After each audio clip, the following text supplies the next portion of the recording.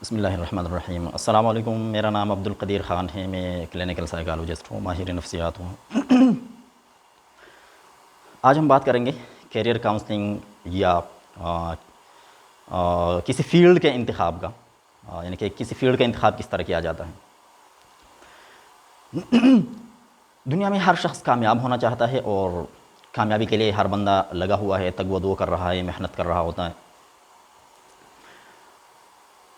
اور آج کل تو دور بھی ایسی ٹینشن کا دور ہے کہ لوگوں کو سمجھ نہیں آ رہی ہوتی کہ ہم کیا کریں، جائے تو کہاں جائے، کس طرف جائے، کس فیلڈ کا انتخاب کرے، کس طرح ہم جا کے اچھی طرح کی ایک زندگی گزاریں۔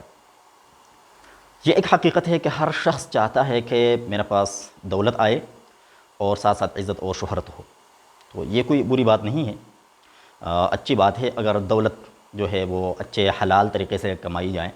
ہمارے بڑے بڑے اسلاف ہے، صحابہ کرام ہے تھے جو کہ بڑے بڑے مالدار تھے، اور دولت اگر آ جاتی ہے، حلال طریقے سے آ جاتی ہے، صحیح طریقے سے آ جاتی ہے، تو پھر اس میں ضروری بات ہے زکوٰۃ نکالی جائے گی، صدقات خیرات ہوں گی، تو وہ معاشرے کے کام، وہ ساری چیزیں آئیں گی، ہم معاشرے کے کام آئیں گے اور غریبوں کی مدد کرتے رہیں گے، تو بہت اچھی بات ہے۔ اسلام میں بھی اس کی حوصلہ افزائی ہوئی ہے، کوئی حوصلہ شکنی نہیں ہوئی ہے کہ آپ جو ہے حلال طریقے سے، صحیح طریقے سے دولت نہ کمائے، بلکہ سارے کام کاج کریں، دنیاوی کام کاج کریں، مگر ان کا ایک اپنا طریقہ ہے۔ تو آج ہم اس پہ بات کریں گے کہ اس طریقے کا، اس فیلڈ کا انتخاب کس طرح کیا جائے اور کامیاب کس طرح ہوا جائے۔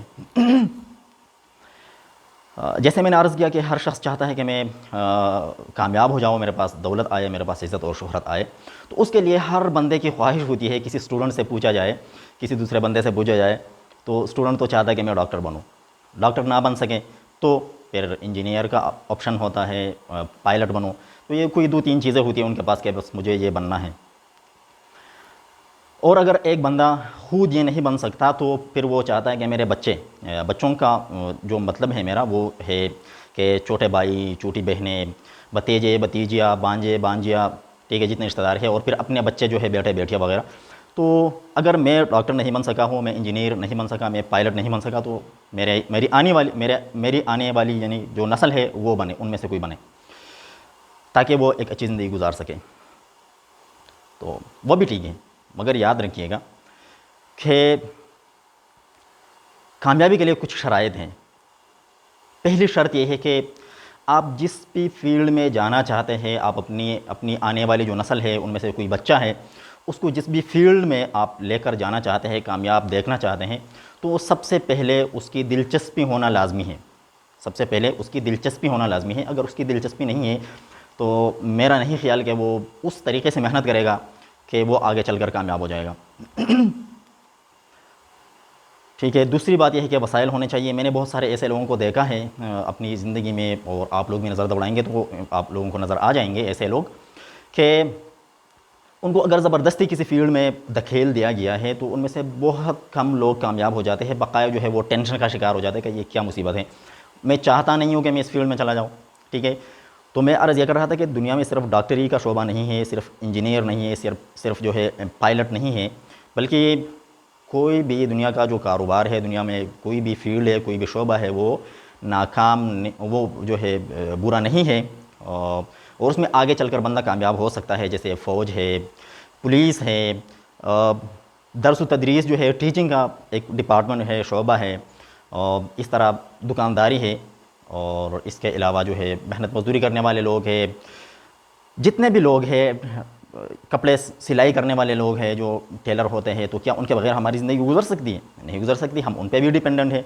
تو دنیا کے سارے جو لوگ ہیں، دنیا کے سارے شعبے ہیں، وہ ایک دوسرے کے لیے لازم و ملزوم ہے، ضرورت ہے ایک دوسرے کو۔ وہ الگ بات ہے کہ ہم نے جو اپنے طور طریقے ہیں وہ چھوڑ دیے ہیں، تو کوئی اپنے آپ کو پتہ نہیں کیا سمجھ رہا ہوتا ہے، دوسرے کو بہت نیچے، اپنے آپ کو بہت اوپر، دوسرے کو بہت نیچے سمجھ رہا ہوتا ہے، تو ایسا نہیں ہے، سب انسان برابر ہیں۔ میں نے عرض کیا کہ سب سے پہلے آپ کی دلچسپی، یا جس بچے کو آپ کسی فیلڈ میں لے کر جانا چاہتے ہیں اس کی دلچسپی اس فیلڈ میں لازمی ہے۔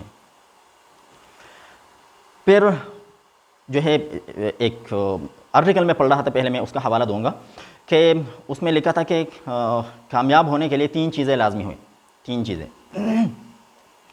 سب سے جو پہلی چیز ہے وہ ہے محنت کرنا، یعنی کہ دلچسپی ہو گئی آپ کی، اس فیلڈ میں دلچسپی ہونا لازمی ہے۔ دلچسپی کے بعد آپ محنت کریں گے، بہت زیادہ محنتی ہے تو اگر کامیابی کو ہم 100 حصوں میں تقسیم کریں، پرسنٹیج میں تقسیم کریں، تو کامیابی میں محنت کا جو حصہ ہے، محنت کا جو پارٹ ہے وہ 30%، یعنی کہ 30% ہے۔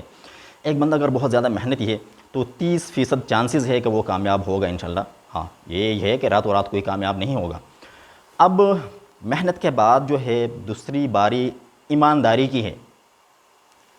کامیاب وہ شخص ہوگا جو کہ اپنے کام میں ایماندار رہے گا، ایمانداری سے کام لے گا، تو وہ کامیاب ضرور ہوگا انشاءاللہ۔ اور کامیابی کا اس میں رول کتنا ہے، کردار کتنا ہے، 50%۔ آرٹیکل میں لکھا تھا کہ اس میں 50% ہے۔ اور اگر ہم اپنے جو ہے ارد گرد کے ماحول پر نظر دوڑائے تو ایسا ہی ہے، جو لوگ محنتی ہوتے ہیں اور جو ایمانداری سے محنت کر رہے ہوتے ہیں وہ کامیاب ہو جاتے ہیں۔ تو 80% اگر ایک بندہ کامیاب ہو جاتے ہیں، ہم پیپر میں 100 میں سے 80 نمبر لیتے ہیں تو کتنی خوشی ہوتی ہے، اور کتنا یہ تقریباً کوئی ایک A1 گریڈ بن جاتا ہے، تو زبردست ہے، بہت بہترین۔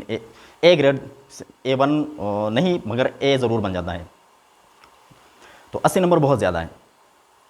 اور آخری چیز جو ہے کامیابی کے لیے وہ ہے سکل، مہارتیں، ڈگری، آسان الفاظ میں۔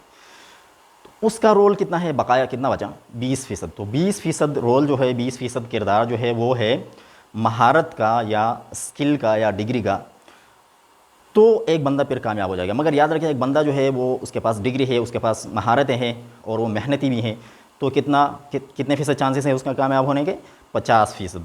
اگر وہ ایماندار نہیں ہے تو اس کے کامیاب ہونے کے چانسز 50% ہے، 50-50 ہے، بس کامیاب ہو بھی سکتا ہے، نہیں بھی ہو سکتا۔